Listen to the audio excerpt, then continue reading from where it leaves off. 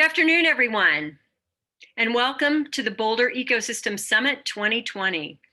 Thank you for joining us this afternoon.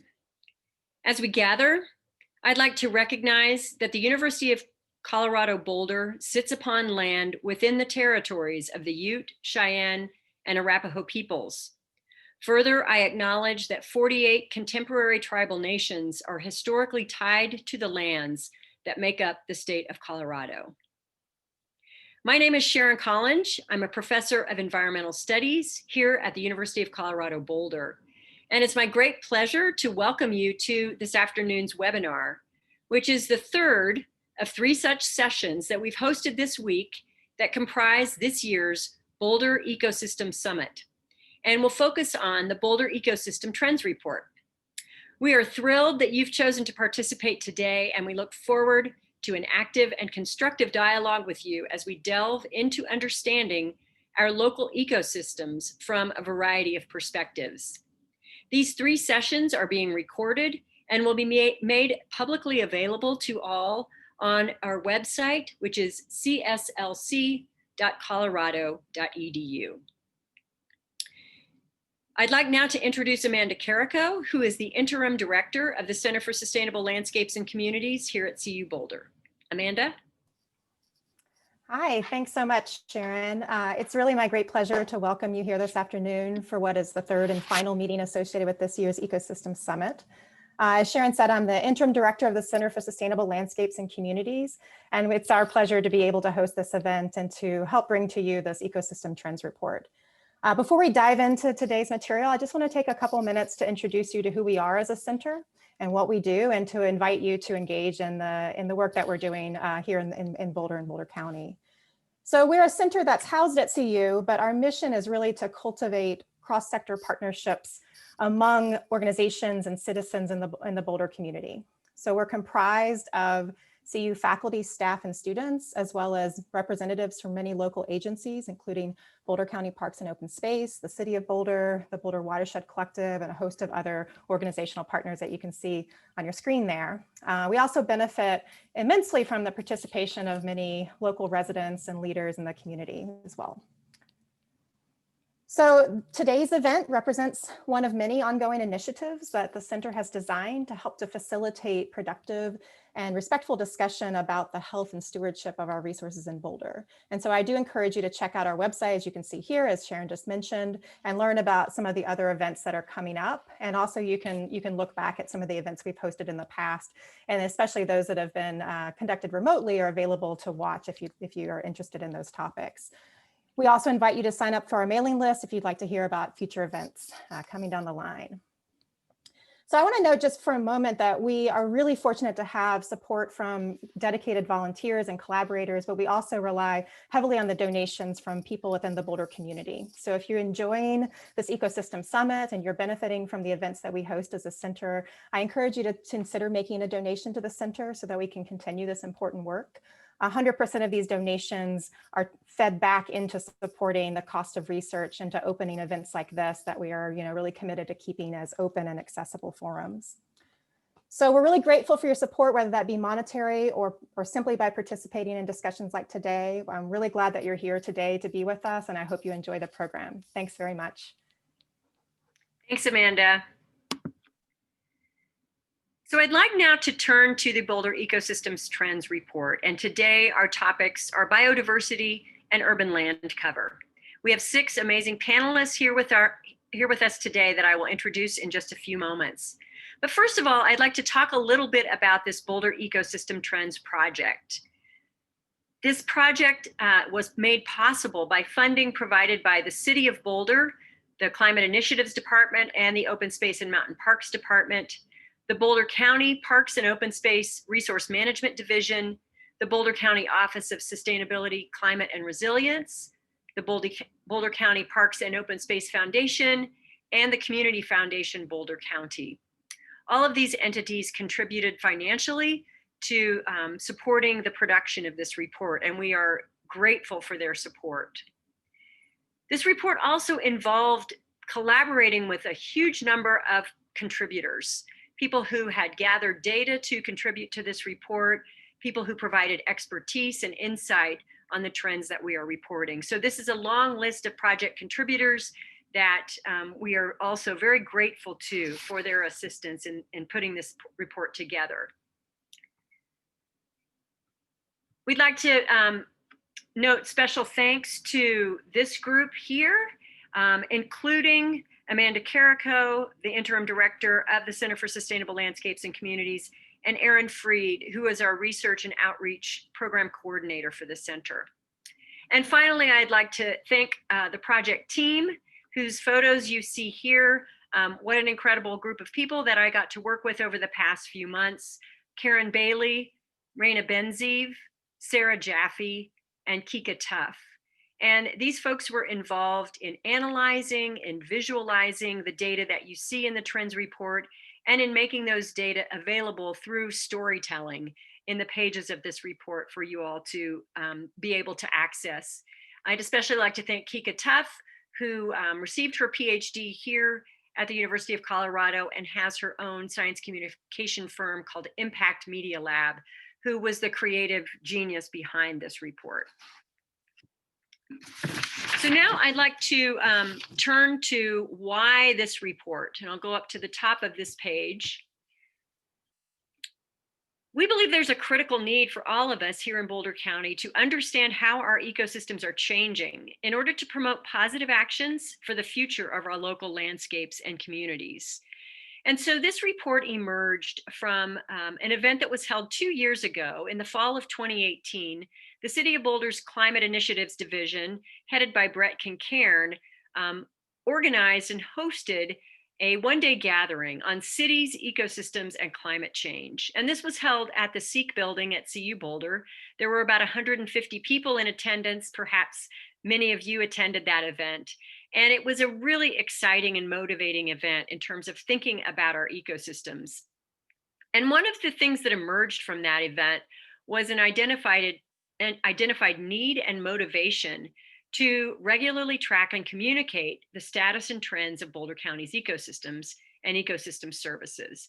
We often hear a lot about what's happening in the world on a global scale, but we really want to ground our understanding of ecosystems and ecosystem change in our local community.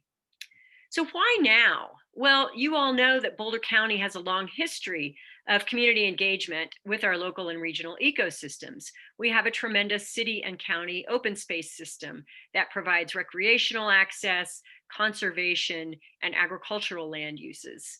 Because our communities are increasingly connected with regional and even global dynamics of environmental change, we believe that now is a critical moment to both understand and respond to these changes. So the Center for Sustainable Landscapes and Communities was identified as an ideal entity to engage CU students, faculty, and community members to collate information from a wide variety of sources to produce this first of its kind Boulder Ecosystem Trends report. So how did we come upon these trends? Well, through several public gatherings in 2019 and 2020, we brought together students, faculty advisors, and community stakeholders to identify data types and data sources relevant to current ecosystem status and trends. We started with a very long list of potential trends, and these were vetted through community members, local land management staff, with the end result of a prioritized list of 6 categories of data types to be collated and synthesized for this report. So these 6 trend categories were chosen based on a number of criteria. First, their relevance to local policy and management. Second, the availability of high quality data sources to inform the trend. And third, their direct impact on tracking environmental change. So for this year's report, the 6 categories of trends identified are climate, soil health, watershed health, air quality, biodiversity, and urban land cover. And I want to note here that the intention is for this report to be produced every 2 years. And so if you think about the year 2030, 10 years from now, we will hopefully have 5 trend reports that we can begin to understand how our ecosystems are changing over time. We welcome and we are looking for input from the community on what trends we should look at more closely in the future. We may not look at all of these same trends. We may report on different trends in the coming years, and we'd really like your contributions to thinking about how we move forward. Let me talk a little bit about how today is going to go. So after this introduction to the report, what I would normally do is turn it over to the moderator for today, which was scheduled to be Dr. Karen Bailey, my colleague in the Environmental Studies program. She is not feeling well today, and so I am going to step in for Karen today. I'll spend about 10 or 15 minutes walking you through the 6 stories that are our focus for today on biodiversity and urban land cover. And then we'll have a chance to hear from our 6 invited guests to get their take on what they see in these trends and how they interpret the findings.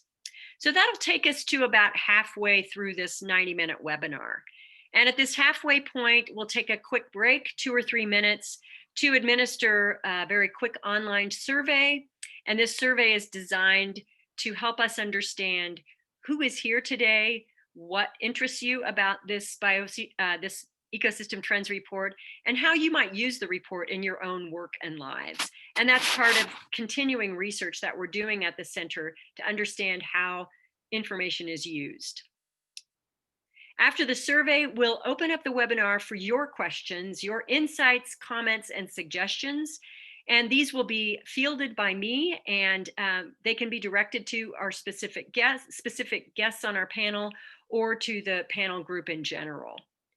So you can see at the bottom of your screen a little Q&A button on your tab, and that's where you can click on that Q&A part of the bar and type in your questions, and we'll be fielding those in the second half of the webinar.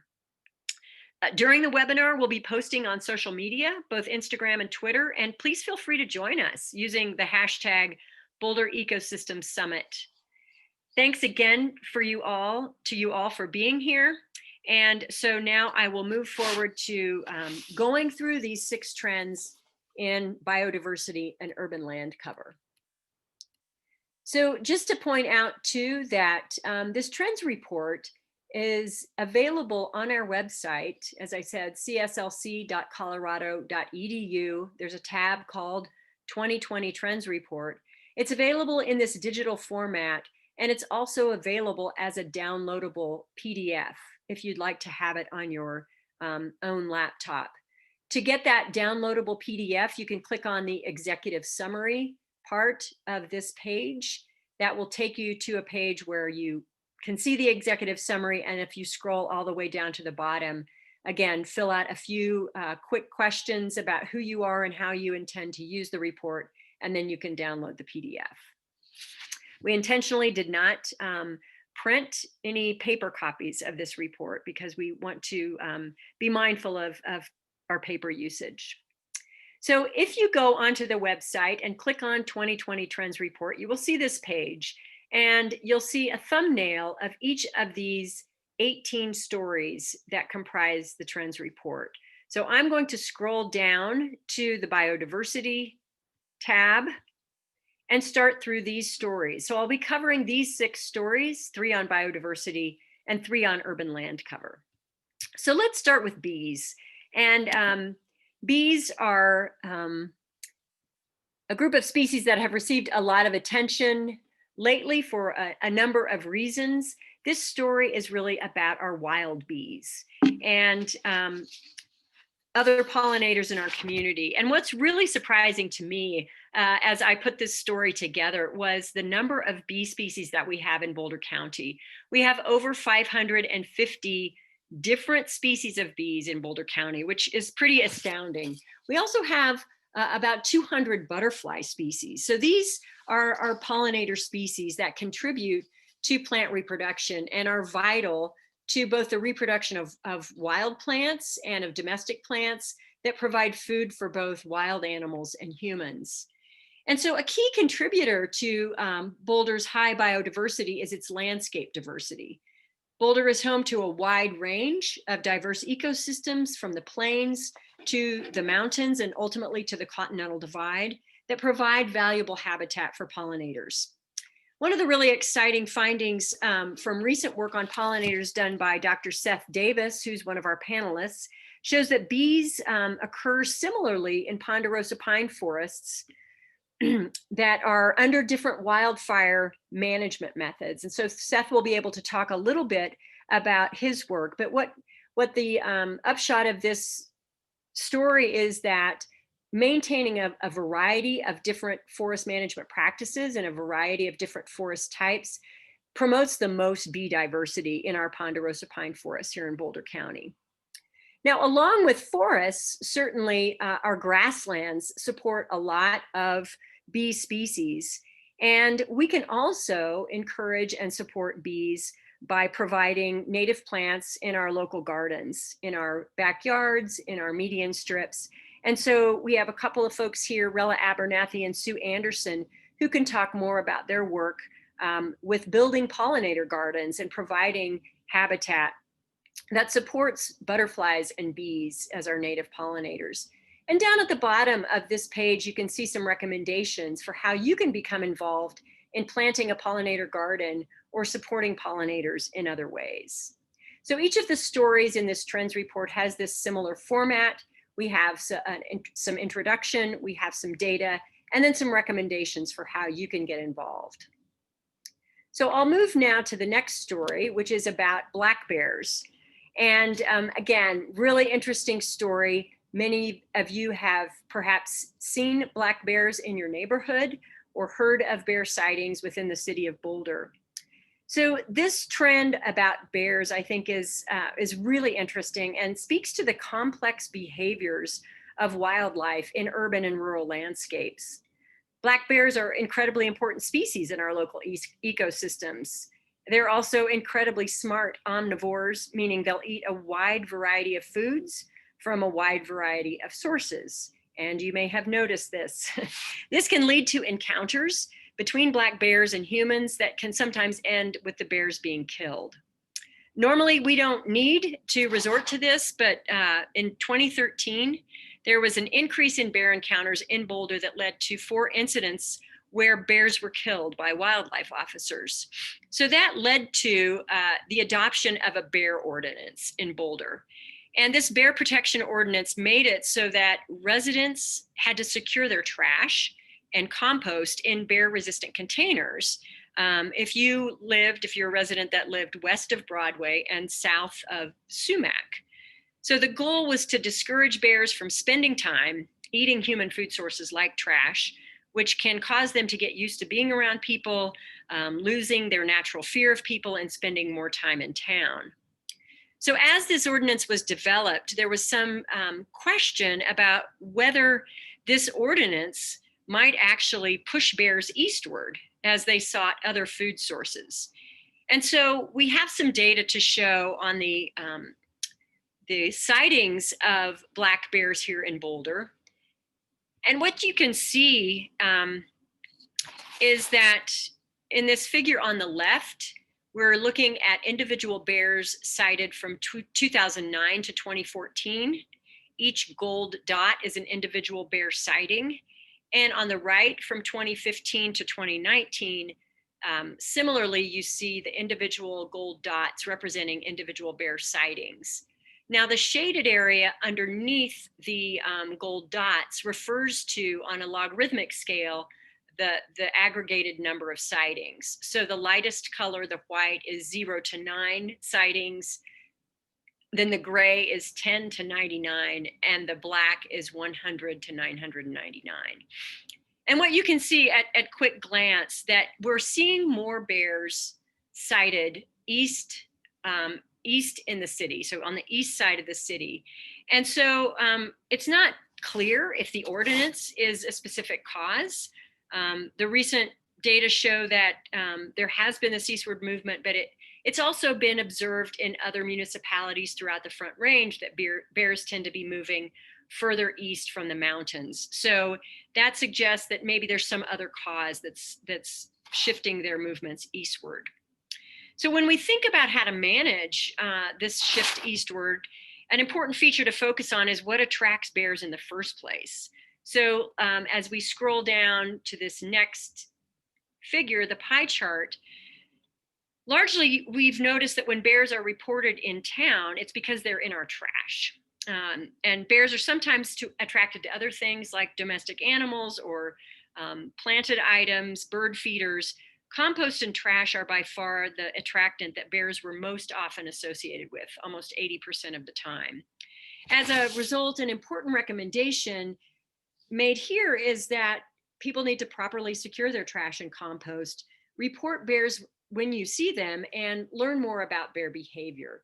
So there's some recommendations down here and a couple of numbers to call in case you see a bear in your yard.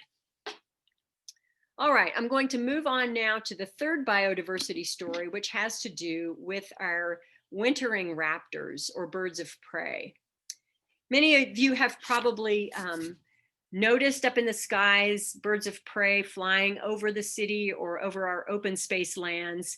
And they're beautiful to watch, and they're really important pieces of our ecosystems as well. So as I'm sure many of you know, human population growth continues in Boulder and surrounding counties, which often leads to the conversion of open lands. So changes in Boulder County that have led to habitat loss may affect birds, especially raptors, with a few exceptions that we've noted. Thanks to the efforts of a group of talented volunteers and scientists led by Steve Jones, we have a robust data set with 30 years of data on raptor sightings in Boulder. Are you seeing a blank space there, or is that just me? Yes, it's blank. Okay, let me try to reload. I'm not sure why. There we go. The magic of reload. Thank you.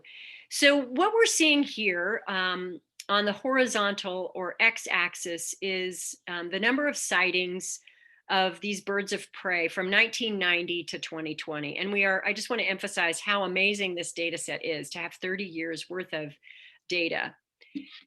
These are different species shown by the different lines, and you can see the different species named under the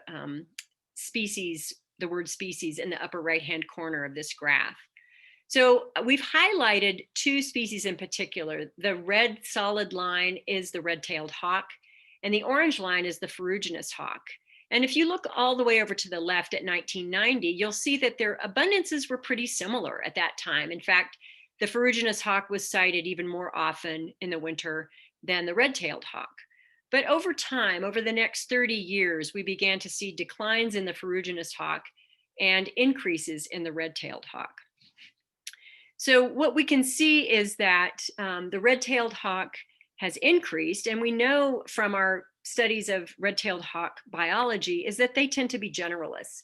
They are highly adaptable to the structures and the land uses that are associated with humans, whereas the ferruginous hawk is not such a generalist and appears to be negatively affected by increases in human activity.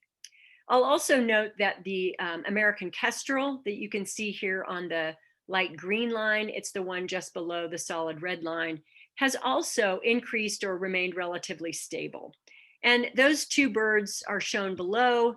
They tend to be, again, generalist species that can tolerate or appear to tolerate human activities.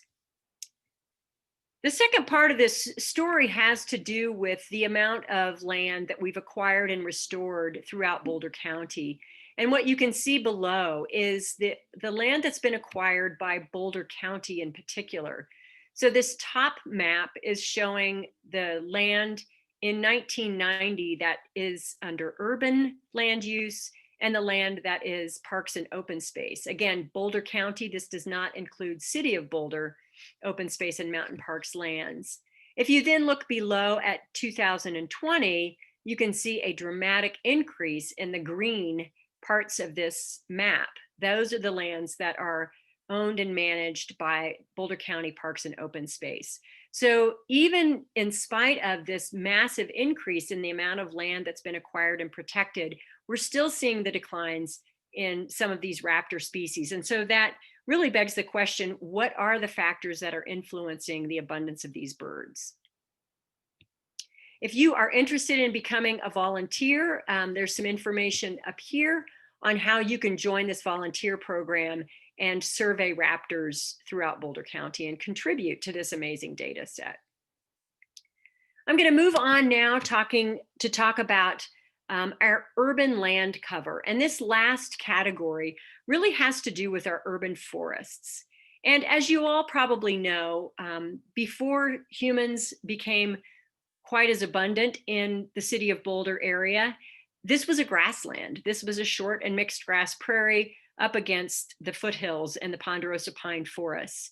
And as we have increased our abundance in the city of Boulder, we've planted trees. And so most of those trees are not necessarily native to this area, but they serve important functions in terms of shading our neighborhoods, shading our schools, and providing those ecosystem services in terms of carbon storage and exchange. And so we really value this urban forest, and it's important in terms of livability of this city. So these next three trends focus on trees and land cover in Boulder, some of the threats and challenges to the urban forest, and how the forest has changed. So given the well-known importance of trees for both human and environmental health, there's a lot of research on where trees are and who does or doesn't have access to tree cover. In Denver, for example, there have been increased efforts to purchase land for new parks and plant trees in areas where shade is sparse, with a goal of 20% urban forest cover by 2050. And one of our guests, Sarah, has been working in Denver, understanding the links between urban tree cover and human health.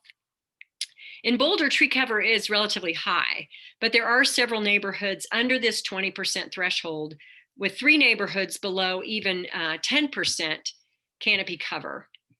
And those are shown with the red circles here. So the map on the left here shows tree cover in the city of Boulder. And this is from a remotely sensed image. And the map on the right shows impervious surfaces, which are things like buildings, concrete, other paved surfaces. So the red circles here show areas that we might suggest targeting for restoration that have below a 10% forest cover threshold. And again, these are just suggestions for areas where we might focus tree planting efforts. And we recommend learning from other successful city greening programs. This is a picture from Chicago, which is, again, slightly different context than Boulder, but you can see the sort of Green Alley program that is promoting tree planting in urban areas, in this case, in an alley, to increase the amount of absorption that these landscapes can take. Our next trend is focused on the emerald ash borer, which I'm guessing many of you have heard a lot about. And we have an expert with us today, Fred Berkelhammer, who is an arborist and has done a lot of work here in the city and county on trees that have been infested by the emerald ash borer. So as you may know, the emerald ash borer, or EAB, is a type of beetle. Here's a picture of it. It's native to Asia, and it was introduced to the US accidentally in the 1990s. It's had major impact on ecological communities and has cost cities, counties, and states a lot of money in eradicating it. It was first noticed in Boulder in 2013, and it's already killed thousands of trees in our urban canopy. And unfortunately, it's predicted that more trees are likely to be killed in the coming years, which will reduce Boulder's tree cover and work against some of the greening and reforestation efforts happening in the county. So we have here displayed some of the data from the Urban Tree Inventory, which is managed by the city of Boulder, and it provides information on where trees occur throughout the city. And I'll note here on this figure, as it says in the caption, this inventory so far only accounts for about 20% of Boulder's tree canopy. So as you might imagine, it is a major effort to go out and map every single tree that's in Boulder. And so these are trees located on public lands, not private lands, and it's only about 20% of the tree canopy. So what you can see in green are the ash trees, and then the brown circles represent ash trees that have been diagnosed with EAB. And when we get to our audience Q&A and to learning more from Fred Berkelhammer about his experience, he will share with us some more extensive data on where the emerald ash borer occurs in Boulder. The EAB is a challenge because infestations aren't usually visible until the trees are already half dead. And so Boulder's Forestry Division is working to address the challenge of EAB and to remove trees from this, from the public lands within the city when they're diagnosed with EAB. There's a little bit more information on why the EAB is so destructive. I'll pass over that now and talk about, again, ways that you can get involved and learn more through, for example, Boulder's Urban Forest Strategic Plan, which provides a lot of great information on what the city of Boulder is doing. And I will go ahead and switch to our last story, so we'll have plenty of time for our panelists. This story really relates to the importance of trees and how tree cover has the ability to mitigate high temperatures in urban environments by providing shade that lowers our energy bills and increases our property values. Trees also limit adverse effects on human health from pollution, and they tend to correlate with better health outcomes. Because of that, there's been a fair amount of work to understand accessibility of trees in a variety of different neighborhoods. So across the US, there's a lot of inequity as it relates to tree cover, and often it's observed that areas with higher socioeconomic status have greater tree canopy cover. Here in Boulder, our trends report has focused on trying to understand if areas that are primarily comprised of rental properties have differences in tree cover compared to areas where it's largely owner-occupied housing. And the good news is from this analysis that most people in Boulder have access to trees regardless of housing type. So on the left-hand side, this figure shows owned properties in blue and rented properties in gray. And these are licensed rental properties in the gray. And on the right is that tree canopy cover map that we showed you previously. So with the exceptions shown in the earlier trend, we see that tree cover is pretty widespread throughout the city of Boulder and not clustered in particular neighborhoods or around any particular housing type. And then this table that's included down below further demonstrates these results, where you see that even as the proportion of rental housing increases in the far right column, the percent tree cover doesn't decline in any consistent way. And it's also worth noting that older neighborhoods have more tree cover than newer neighborhoods, which is the opposite of trends in many cities throughout the US. Boulder's well known for its green spaces and for tree cover. It's been recognized by the Food and Agriculture Organization of the United Nations as a city that has shown a commitment to the responsible planning and management of urban trees and forests. As a city and as a county, as we continue to deal with threats to trees such as climate change and the EAB, we should be sure to maintain intentional planting to continue to provide tree access for all folks in our community. So I will stop there. Having gone through the report, I'm going to ask our panelists to go ahead and turn on their video cameras so that you can see all of them. And I'm going to ask each of them a question, have them answer that, and then we'll take our quick break and then go to the audience question and answer session. So thanks again to you all for being here. It's wonderful to see you. Val, I'm going to start with you. And in your role as the Urban Wildlife Coordinator for the City of Boulder, what about the data on bears did you find most interesting or most surprising? Yeah, I might answer, and thanks for this opportunity, Sharon. I might start answering that question by backtracking a little bit in what we've seen in bears over the past 10, 20 years. And I'd say 20 years ago, bears in Boulder were really seemed to be in western part of town and 4th Street, and sightings were pretty uncommon. And as time progressed, certainly by 2010, we were seeing bears, through the alleys of 12th, 14th, the Hill. I mean, there was a big change in how commonplace bears had become in town. And so when we started looking at attractants back in 2011, when the city was going to created the Black Bear Management Plan, we looked at, for the data we had at that point, which was, I'd been tracking sightings since 2009, so we had about 3 years. We saw that primarily, as you can see in the data today, bears are going after trash. And at that time, trash was so available, it was like a feeding buffet in alleys, and bears could go just about anywhere to get trash. And so 2014 is when we secured trash. And as I was watching the data, at that point, it seemed like fruit trees were becoming the kind of the close second in attractants, at least initially. And so we started to work with community fruit rescue and making sure there were ways that people could collect their ripe fruit. And so what was really interesting to me is when Sarah was putting this together is that it looks like we're seeing a shift now where domestic animals are coming a little ahead of planted plantings. So fruit trees and plantings are only 5% of what we were seeing for attractants, and the domestic animals had moved to like 8%.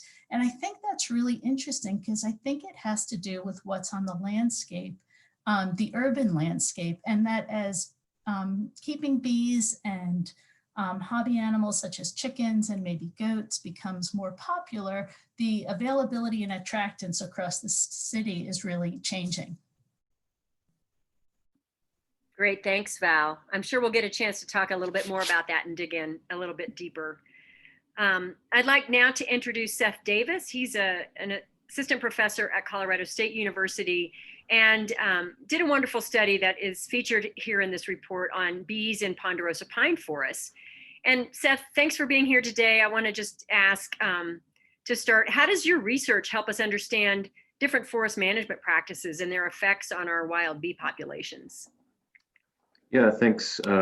Thanks for the question, Sharon, and thanks for your interest in our work.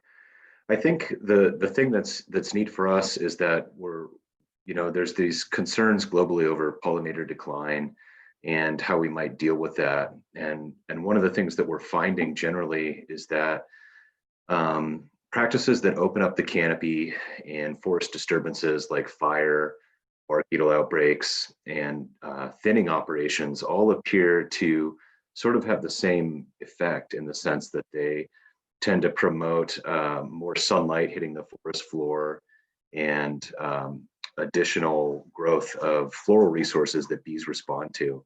So we end up seeing an increase in bee communities, abundances, and biodiversity across all of these different types of disturbances, so both anthropogenic and natural.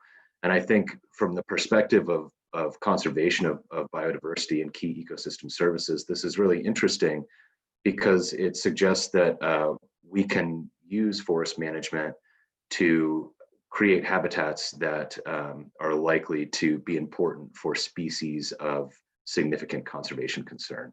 So I think that's an exciting finding, and our program is really growing into this area, and we're hoping to learn a lot more specifically about how to have targeted effects on bee communities as well. Wonderful, thank you, Seth. Our next two guests are Rilla Abernathy, who's the Applied Ecological Programs Coordinator for the City of Boulder, and Sue Anderson. And both of these folks have been involved in pollinator gardens. Rilla has worked on pollinator conservation and developing ecologically sound land management practices. And Sue is one of the founders of the People and Pollinators Action Network and works to promote pollinator biodiversity. So Rella, for you, you've spent a lot of time thinking about bees and how to bring bees, wild bees, into our residential and urban landscapes. Can you talk a little bit about how meaningful are those actions in actually conserving or contributing to conservation of bee species and communities? Yeah, it's a lot more important than people think. And when we're dealing with these really huge problems of climate change and biodiversity loss and inequality that are all interconnected, I think sometimes people become overwhelmed and really don't feel like there's anything they can do as an individual. But this is one thing people can really make a difference in. And we're seeing in multiple studies around the world how important urban areas are for not only conservation of pollinators, but also in providing corridors, which is we're learning is more and more important for continuous habitat that goes through a city. With climate change, we're seeing plants and insects and animals all on the move, to move to cooler climates, whether that's up in elevation or in moving north. And so the way that we manage our lands, particularly when we look at different types of land, like agricultural, urban, or wildlands, it all impacts, all parts of it impact the others. And so it's very important that we focus on creating more and more habitat. And that's something that is underway, that has been underway for a while. When we're looking at trends, that a lot of people are understanding is the significance of that. And this year in particular with COVID, we've seen more people involved in planting gardens than we've ever seen before. If you talk to our local businesses, our nurseries and seed companies, they've never seen this level of business. So I think that's for a few reasons. I think people intuitively know that it's important that we create habitat, but people also need the nurturing that we get from interaction with nature. So those are the trends we're seeing. And because of that, we've been able to start new programs. This year, some of people in the community may have been involved in Grow and Give, where people with gardens and small farms that were donating a portion of their produce to food sharing programs. And we also started a new program this year called Small Gardens, Big Change, to try to keep older folks in the community who've been isolating due to COVID, who typically have been involved in community efforts, working with us on this huge problem of creating enough plants, growing enough plants that we can create these corridors and transform our landscaping. So we had about 100 older folks in Boulder planting native seeds, and those will be installed in the spring into areas we're identifying and pollinator pathways that we hope to create larger pollinator corridors citywide. Oh, that's great. Thanks so much. Sue, can you talk a little bit about the action part of the People and Pollinators Action Network? What are some of the actions that you're promoting? Sure. Yeah, PPN has been around for a number of years trying to promote, similar to what Rella was talking about, to encourage homeowners at the local level in their own mini habitats that they manage to take our pollinator pledge and to reduce or eliminate the use of chemical pesticides, as well as focus on planting pollinator habitat, especially native plants to support, to better support our native species. But some of the other things that we do are policy things, and those are, I think, important things to talk about. I know there was a question that Rella is going to take a little bit later on mosquito control and how do those insecticides affect bee species and other pollinator species. And I think it's really important to be thinking about what happens when chemical toxins are sort of running rampant throughout our communities. And agriculture often gets a bad rap, and there's certainly issues with agriculture in terms of both monoculture and not having enough food for pollinator species. That's true of big green lawns as well, and seed coatings and foliar sprays. But residential kinds of chemical toxin use are oftentimes per square foot more toxic than in agricultural use, because people get no training in using these chemicals that are available over the counter at the local hardware store, and they they don't have any training in it, so they look at the label, and if a little bit is good, a lot is even better, which isn't really true. And so I think the pesticide use is really is a huge issue, whether it's coated seeds on all of our wheat, corn, soybean, and big commodity crops, the foliar sprays, and the consequences of particularly the systemic pesticides, both in terms of the direct lethal effects on many species of pollinators that include neurological functioning as well as their immune systems, but they're also the seed coatings that are not considered pesticides by the Environmental Protection Agency. So I can get into really esoteric bits of policy here, and I won't go down that road too much. But we need to be thinking about that. What are we allowing? What are we encouraging? Where can we really work with land managers, both on a large scale in terms of agriculture, but also open spaces and in people's backyards, to curtail that chemical dependence, because that chemical dependence is affecting all pollinators, birds, bats, bees of all kinds. And when you put that together with poor nutrition and because of loss of habitat and climate change, where the range of their food species might be changing, as well as the range of the pollinator species, that is a perfect storm to make these species more vulnerable to pests and parasites and things like that. And one more thing on that note is that honeybees, which are an introduced species, of course, and not a native species, and they're sort of the omnivores of the pollinator world. They eat anything, and they are quite susceptible to a variety of diseases and pests, but they're also trucked all over the country. So while pollinators can fly and spread diseases all by themselves, as humans, we're intervening there and spreading those diseases and pests faster. And those pests can move from honeybees into native species. And so that's a whole other set of problems. And I could go on and on, but that sort of is the policy kinds of things. Is we have to think about all of those things that we do and how we can curtail that through both education and public policy. Great. I'm sure we will have some questions about that as well.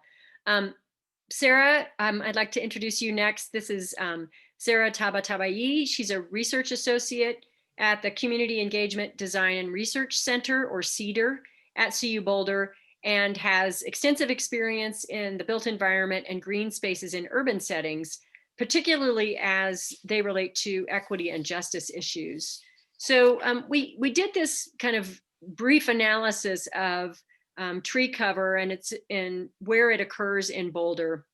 And you've done a lot of work on tree cover and its importance for human health. Can you talk a little bit about how your work might relate to what we see here in Boulder? Sure. Thank you, Sharon. Yeah, so as we signed the report, we have actually, in terms of the tree canopy coverage in Boulder, it's almost equally distributed, which is very nice. Although not almost equally, we have more tree canopy coverage in the west side of Boulder. And there was an analysis in the report that we have more rental properties in the west side. So the hypothesis was we should have less tree canopy coverage in those neighborhoods while we have more. I think that actually the results kind of similar to my research, the research that I've done in Denver. So we have, I think the amount of tree canopy coverage not only relates to the socioeconomic status of neighborhoods, but also it relates to the history of the neighborhood.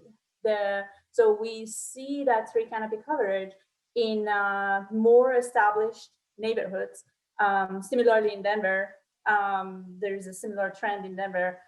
And also, I think other factors such as the people's level of knowledge of trees may affect the neighborhood that they select to reside. And that's that creates a reverse causality in the results. So we see that people who are more interested in trees and have more knowledge about trees usually select neighborhoods with more tree canopy coverage. So that's very similar to my findings in Denver. But in terms of the health impacts of trees, I think it's twofold. So one comes from the ecosystem services of trees. For instance, the impact that trees have on air pollution. They reduce air pollution, they reduce water contamination. They have great impact on urban heat island effect. We know that urban heat island effect is very dangerous for people with cardiovascular diseases or asthma. And also, on the other hand, urban greenness and trees, people's interaction with urban greenness has direct impact on their health behavior, such as healthy eating, such as physical activity behavior. So my research was about how this interaction with urban greenness and other design factors in urban areas impact sun safety and physical activity behavior. Thank you so much, Sarah. All right, one more question. I'll direct this to Fred, and then we'll take a short break, and then we'll get to the audience questions, and I can see that list of questions growing, so I'm super excited about that. So Fred Berkelhammer is an arborist who's been working as an expert in the care of trees and shrubs in Boulder for over 30 years. He has extensive experience in understanding trees, environmental health, and community needs. So Fred, you've spent a lot of time out on the ground and up in the trees, trying to understand how the emerald ash borer is moving around and what we can do to prevent the spread. I'm sure you will also get some questions, but I'm going to ask you, how will the EAB change the character of our urban landscapes? Well, and thanks for inviting me, Sharon.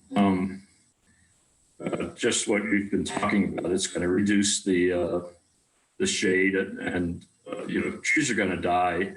The experience from the upper Midwest is that all North American native ash trees that are not treated die. Now, in Boulder, that may be a little different because Boulder's different than, say, Detroit, where very few people can afford to treat their trees. In Boulder, lots of people can afford to treat their trees. And so the progression of emerald ash borer may be slower here. We may be tamping down the infestation curve. But all the evidence from the upper Midwest is that all native North American trees eventually succumb. And so people need to be aware of that. And there's a fair amount of nonchalance in the marketplace. People call up and say, well, maybe my tree will live. So I wanted to address that. The other thing I want to say is emerald ash borer is all over town, and we've set traps for years. We're finding adults in every part of town, North Boulder, South Boulder, east to west.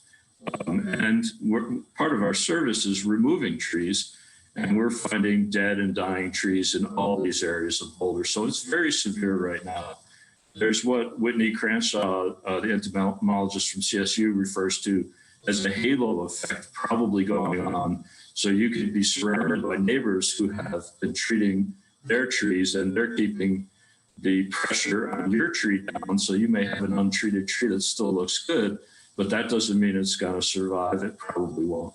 And the other thing I just want to add, this is not really responding to your question, but the concern we get from people is, number one, people say, well, I've heard that they're all going to die. And that's not true.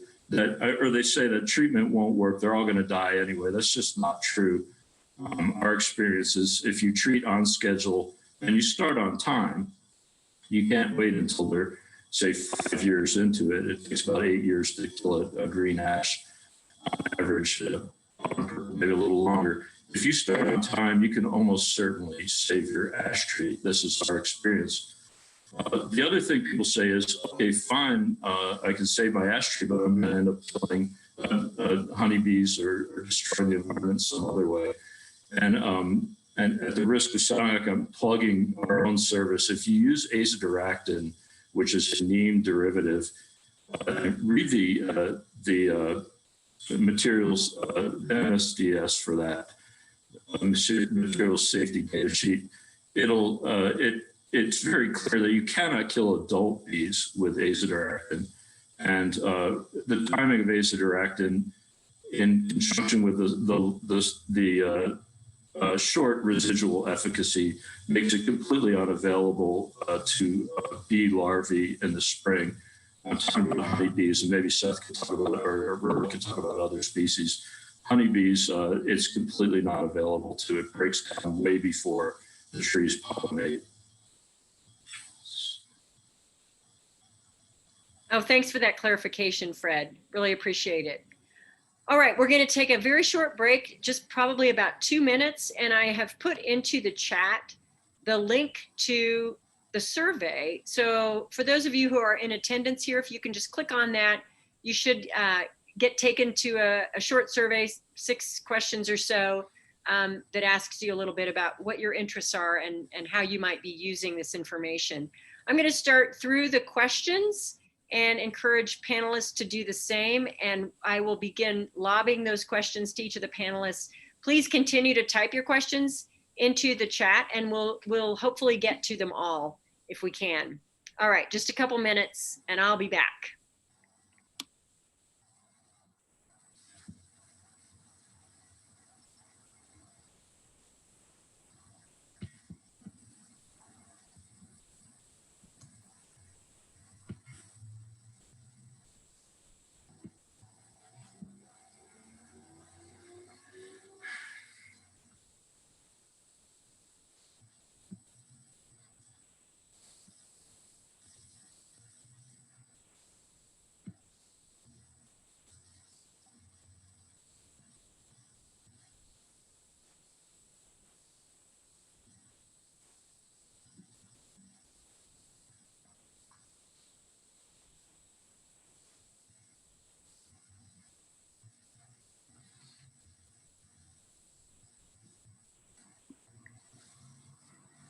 All right, we are going to start up again. I know that was a quick break, but I want to get to these great questions. I'm going to start with you, Val. I saw that you had marked that you were going to answer this question live about, are the bear data just an artifact of more bear sightings? Looks like there are more sightings in the second period. And then there's another question, and I'll just keep you on the screen. There's another question about vehicle mortality as we begin to have more wildlife, including bears, coyotes, mountain lions, bobcat. Are we seeing any increase in terms of vehicle mortality? And are there certain locations on roads or highways that have been noted as particularly frequent wildlife crossings, and that we might be able to do some kind of implementation with underpasses or other interventions that would reduce that vehicle mortality? So that's a couple of questions, one about the bear sightings, and then a broader question about vehicle mortality. Thanks, Sharon. And I'm glad Dave brought, so it's some opportunities to talk about the data, which I really appreciate because it's hard to get all that information from the snapshot.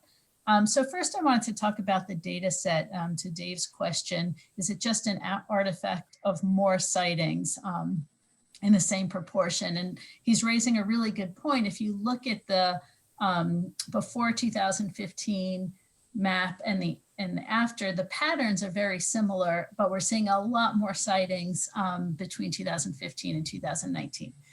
So something I should mention is the data set changed between that time as well. So prior to 2015, all my data, sighting data, was data that came to either me directly or to Colorado Parks and Wildlife, our partner, and they shared it with me. In 2015, there was a great change in the way the police started storing their data. So it became really easy to query for a single word like bear. So starting in 2015, I could query not only get, the data I got from Colorado Parks and Wildlife and the city data that came to me, or open space or animal protection, but also the dispatcher. So when anyone called the police, non-emergent or emergent, and said, hey, there's a bear in my yard, that I was getting that data too. And so we really just increased the amount of sightings, not only because it wasn't more people necessarily were calling in, we had a bigger data set. So that's a good point or aspect to mention. I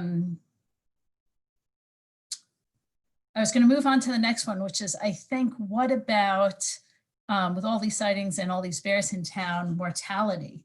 And so we do know, and Colorado Parks and Wildlife did a great study in Durango about urban interface and bears, and they did see that mortality rates are much higher for bears, as you would expect in urban areas, than they are in natural areas. So we know, it almost serves as a sink that bears come into town, and then, the likelihood that they'll die is increased for a variety of reasons. Getting hit by cars, getting electrocuted. We've had bears, unfortunately, drown in pools in the city. There are a lot of factors that can affect bears in town, risks that don't exist in the natural areas. So I don't always, the thing with tracking it and realizing if we're getting more roadkill is hard for me to say, because I don't have a way to track that. Often the roadkill or an animal gets hit in the night, and I don't necessarily know about that. We do hear of a few bear every year getting hit by cars. And there are certainly some areas of the city where we get reports of animals being hit, like deer near Iris and Broadway. There are certain areas that seem to be where we hear about it more, but it's really hard for me to say. I just don't have that data on changes or tracking the vehicle accidents of wildlife in the city. Thanks, Val. I see there are a couple questions that Rella wanted to answer. One is regarding mosquito control and the chemicals used in those efforts. And then a second one is about prioritizing, or whether Boulder prioritizes planting native trees and shrubs over ornamental or non-native trees and shrubs. Can you speak to that, Rilla? Yeah, we'll start with mosquitoes first. I manage the mosquito program for the city of Boulder. And we have a little different take on mosquito management and pest management in general than most other jurisdictions. And the question about whether these sprays are damaging to other insects, there's a few studies that are done on these types of insecticides. They're called adulticides because they're used for adult mosquitoes. And the way they're used, they try to get them in as tiny droplets as they can, so they suspend them in the air as long as possible. Because the way they work, a mosquito has to actually come into contact with a droplet to kill it. So you can imagine that the odds that when a spray truck's going down the street, that the mosquitoes are going to make contact with them, really makes the efficacy questionable of whether they really reduce mosquitoes, especially long-term, since they come right back in after. They are broad spectrum insecticides. They usually use what are called, for this type of purpose, what are called synthetic pyrethroids. So there are not too many studies on it, but on some of the studies, they've shown that the small-bodied insects are more likely to be killed than larger-bodied insects. And they do that by just putting like a sheet under a tree and then measuring how many things fall out of the tree where they've sprayed the next day. So that only looks at the acute toxicity. And we know that for a lot of these insecticides, that there are sublethal effects that we wouldn't measure if we were looking at it that way. So, you know, the way that I think one of the things that we need to be thinking about when we're thinking about mosquitoes, pest control, or conservation of insects, it's the way Scott Black from the Biodiversity Society puts it, is that plants and insects are the fabric of the earth, of this planet. And when it's damaged, it needs to be mended, because this is the foundation of all life on earth. So we need to be thinking about how we're managing our lands and the impacts that it has. And we know very, very little about the long-term ecological impacts of pesticides on biodiversity or any other thing. And that was a recent paper showed that these are one of the major agents of global change. Pesticides and synthetic chemicals are, yet very little study has been given, whether we're looking at grants or publications or talks at conferences around the world. So we don't know very much, but we keep putting more and more. And if you look at the graph, it's just going straight up from the time when Silent Spring was published in 1962. We just keep putting more and more of these chemicals into the environment without really realizing the impact we have. But we know that biodiversity is just crashing everywhere of all different taxa around the world at really precipitous levels. So we need to be looking more at the impact that pesticides play. And the other question, which was about trees, about what types of trees we're planting. Prioritizing native species over non-native species. Is there any kind of push by the city to do that? Yeah, when we're looking at trees in an urban area, which is really an artificial area, we're looking at multiple benefits that trees provide besides habitat. So we're looking at shade and mitigating stormwater and a lot of other impacts that besides habitat. So when we're looking at tree plantings from our urban forestry's perspective, we're looking at diversity because that's really important for dealing with insect pests like we're seeing from emerald ash borer. But you know, we're all working together. What started this whole urban ecosystems summit or the ecosystem summit and report was city staff getting together to try to understand how the decisions we were making were impacting each other so that we could look at it all as a whole. And so my role comes in and our plant ecologists in open space come in and trying to explain that it's really important that we put native shrubs into city plantings to support caterpillars that feed on them and therefore birds and, you know, off the trophic levels. So our tree plantings looking at things other than habitat and biodiversity, these other services, but we're trying to look at the whole urban landscape as a whole and how we provide a multitude of overlapping ecosystem services. Thanks, Rella. Fred, just want to follow up real quick. So as we begin to lose these ash trees, or as we continue to lose these ash trees, what are some of the tree species that you think will be most robust to Boulder's climate, will be most resistant to insect pests, will provide the sorts of services like shade and carbon storage? What are you recommending to your clients when they ask you what trees they should plant? Well, that's a great question. It's risky to answer because if you'd asked me that 15 years ago, I would have said northern red oak, and or 20 years ago, black walnut or green ash, or white ash. But what I'm recommending now are various oaks that are drought tolerant and not susceptible to chlorosis because we have alkaline soil. And I can go into the specifics, but various oaks. And also, I was huge on lindens until about 4 years ago. Now the Japanese beetles, for people who have lush lawns where they overwinter as grubs, their trees are getting defoliated. So lindens are not such a great choice anymore.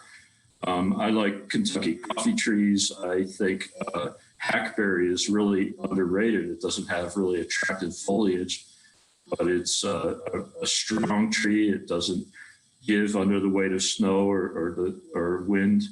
And it's really drought tolerant. It's going to become native here. You can see it on the hillsides. Hackberry is a great tree, I think.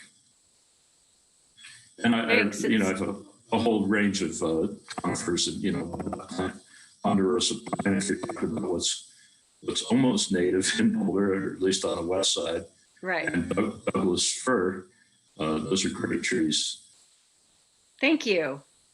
Sarah, do you want to respond to the question from Mackie that you had written that you would answer live? It has to do with an assumption that rentals corresponded to lower income groups. However, maybe in Boulder that may not be the case. And if that ends up being the case, would the results be the same, or would a follow-up study take another approach? What are your thoughts on that? Sure. Thank you, Sharon. So we actually in CEDAR, Community Engagement Design and Research, with the City of Boulder, we have done a parallel survey on people's baseline knowledge about trees. And that survey included about 40 questions. But these, I mean, the percentage and density of tree canopy was one of the things that we analyzed. And I believe that there are some other factors that affect, not only the socioeconomic factor impact the, usually people in higher income neighborhoods, we have a denser tree canopy. In Boulder, that's a little bit, and in the higher income neighborhoods, we usually have more homeowners than renters. But in Boulder, the situation is a little bit different because the Hill neighborhood is one of the high income neighborhoods. However, we have, usually most students rent a place on the Hill. So that has impact on this result. Also, we found out that two other factors affected the density, like the density of the of tree canopy coverage,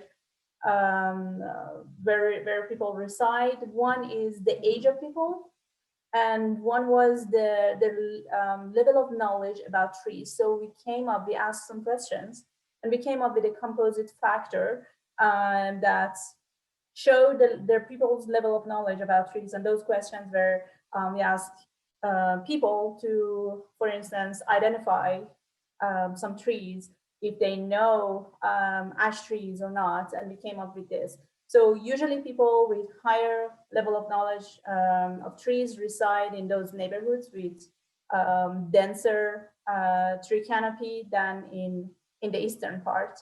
And I think that's probably, as I mentioned, is a reverse causation because people select their neighborhoods based on their preference, based on their interests. Thank you. Sue, I see there's a question here about any type of regulatory or legislative activity, either locally or at the state level, that folks can participate in to help reduce or ban pesticide usage. Can you talk to that? Sure. Yeah, that's a tricky one. I'll start with the state level. There's two particular bills that I think could be useful if we could get them passed. One is preemption. So people are probably familiar with the term preemption as it relates to fracking, but it also relates to pesticides in that local communities don't have control over their ability to ban certain pesticides within their jurisdiction. So it has state preemption. So returning some local control over pesticide use to local communities would be a really helpful thing. Now, we did introduce that bill last year in the legislative session. That is, PPAN introduced that bill. And then the legislative session got cut short by COVID, and pretty much anything that had not already gone through a hearing process and was headed to the floor got PI'd, postponed indefinitely. So that's one thing. A second bill that would be, I think, helpful would be to make these very toxic chemicals, systemic neonicotinoid pesticides that are available to residential consumer use, make them registered use pesticides so that people without the knowledge and training can't be using them on their properties to make it a little bit more reasonable for people to understand what they're using and to have products available to them that are appropriate for the amount of training that they might have. So that bill was also introduced in the last session, not by us, but we were working with Environment Colorado on that bill. Again, same thing happened. In the upcoming legislative session, we've been advised that it's highly unlikely that anything other than COVID-related economic relief and other sort of related type issues are going to happen in the legislature. And it's likely that the legislature will convene and then unconvene and then reconvene, and who knows what will happen. So the issue of spending very much money on too much in terms of legislative actions is a lot of organizations are going to be backing off on their legislative agendas for this next year. That said, we do have one that we hope will be moving forward that is more of a positive, fun bill, which is to try and get a pollinator license plate. The money that would be raised from a pollinator license plate would be going to habitat projects around the state.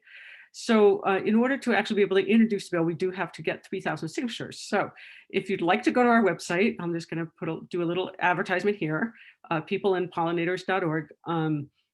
You can find the link to the pollinator license plate form and sign it if you can do that if you're a resident of Colorado and own a vehicle. So that's at the state level, sort of some highlights there of things that are happening. We did in the past do the pollinator highway resolution to make I-76 a pollinator highway. We've done a lot of work with administrative departments on like best management practices with CDOT for roadway management for pollinators. We've worked with the Department of Natural Resources, so administrative things. At the local level, because of preemption, there's not a whole lot we can do in terms of ordinances with respect to pesticides. What we can do is resolutions to encourage counties and cities to adopt best practices for pollinators, which means reducing and eliminating pesticide use and other chemical toxins. And so we've been able to pass resolutions in like Denver, Boulder, Longmont, Boulder County, different communities' birthdays, I think, and there's other ones that in the works. We're also working with local governments, particularly Englewood and Longmont right now on organic turf management, some pilot projects to try and get them to transition their practices to organic management. City of Boulder already does this, CU campus already does this, but a lot of places don't. So, and so that's just pesticide use and both insecticide and herbicide use, but also encouraging them to plant native pollinator habitat and do when they have the opportunity to try and eliminate the monoculture green grass lawn that provides no food for pollinators at all. So working at the local level a lot as well. And I mean, there's many other things we're doing. I also saw another question, if I can respond to that one about pollinator map kinds of projects. Sure. And is that okay if I respond to that one? Sure. And then Seth, I'm going to go to you next. Yeah, go ahead, Sue. So I can't respond directly to the question about creating a comprehensive map. It would be great if we could do that. I think it's really extremely hard. One of the things that we do is we have a map on our website where we're mapping everybody who's taken the pollinator pledge. So they're managing their own properties for with pollinator friendly practices. And we're also part of a coalition, the Colorado Pollinator Network, with other organizations like the Butterfly Pavilion and Denver Botanic Gardens. And we put on a pollinator summit every year that works with a lot of people attend who are with government agencies at the federal, state, and local level. And so we're trying to do a lot more collaboration and coordination. Mapping is something that's extremely labor intensive and expensive to do. So I think at the very local level, RELA may be able to do that with the city of Boulder, but beyond that, it's a lot harder to really develop a comprehensive map. So it would be great if we could do that. But my take on it is develop pollinator habitat everywhere you possibly can. That's great. Sounds like a great student project, actually, to map that pollinator habitat.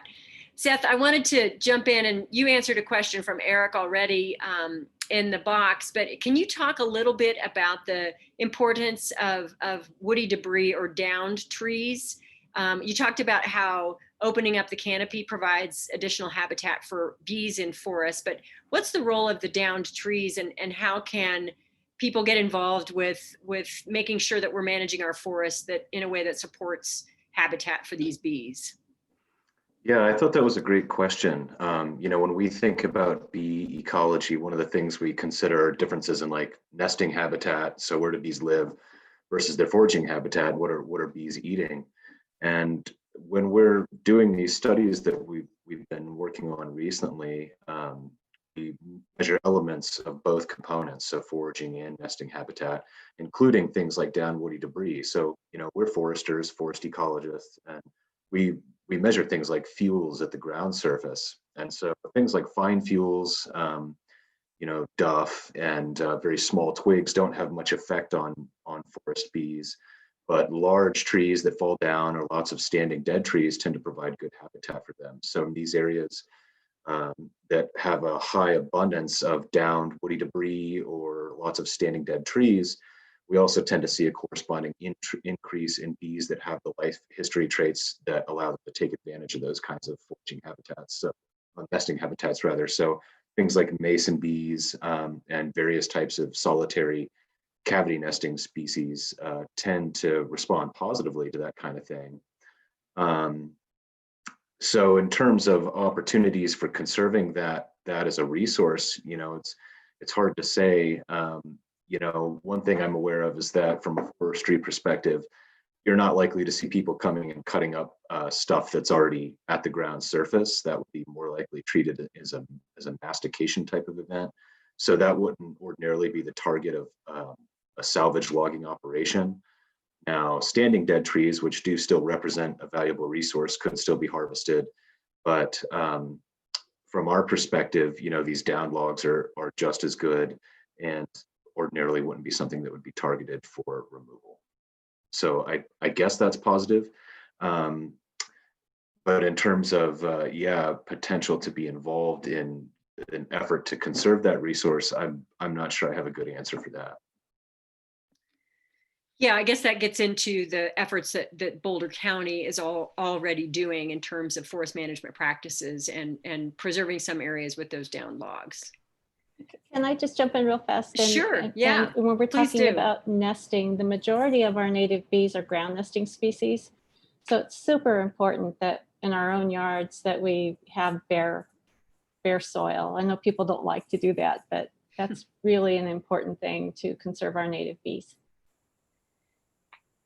Thank you. Val, I wanted to pose another question back to you. I saw that there was one question in the box about the food of domestic animals being kept outside and if that was an attractant to bears. So I wanted to just get your take on that question and then get you to think more broadly about, how do you think this bear ordinance should change? I mean, should it stay the same? Are there additional things that we could do to kind of manage this human bear interaction within the city of Boulder?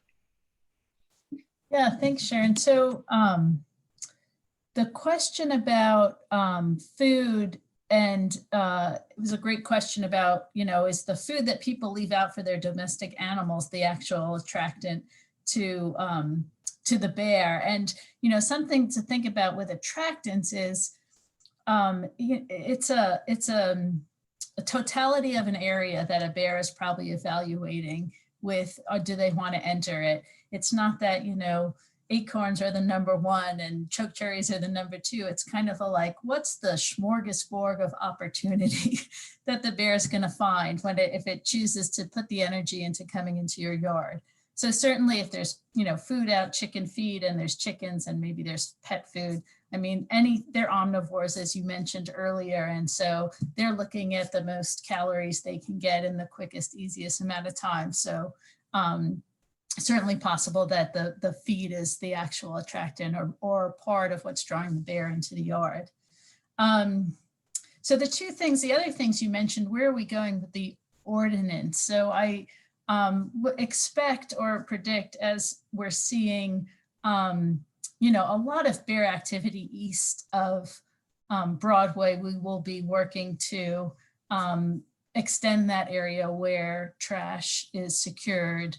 We're seeing, as the data shows, a lot more activity, certainly up to Folsom, between that area of Broadway and Folsom. So it makes sense to extend and basically follow what the bears are doing.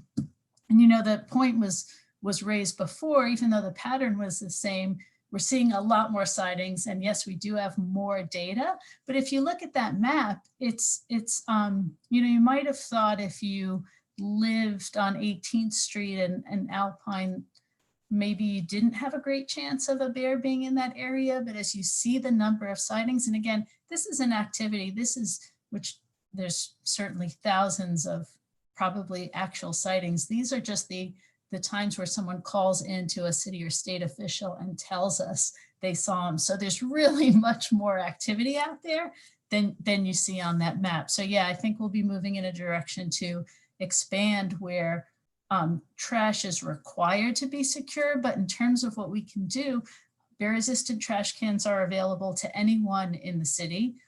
So you can purchase them or lease them depending on who your trash provider is.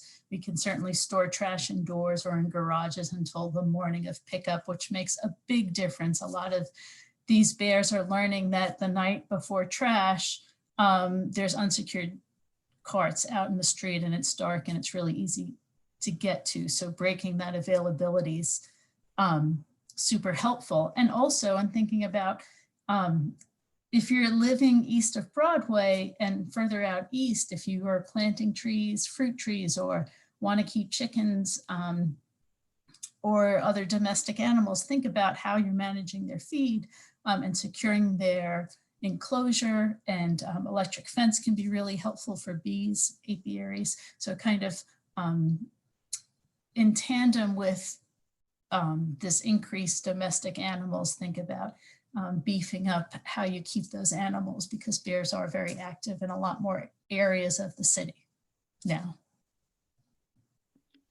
Thank you.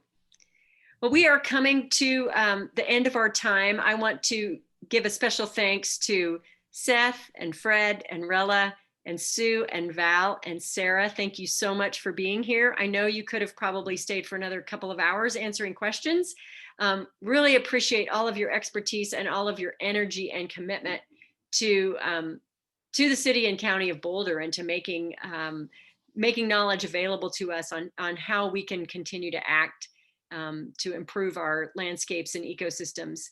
So I want to remind everyone that this is the third in our series of 3 webinars, and that I encourage you to go back to our website, cslc.colorado.edu, and take a look at the report, take a look at these data. Please reach out to us if you have further questions and suggestions. As I said, our intention is to produce another report 2 years from now.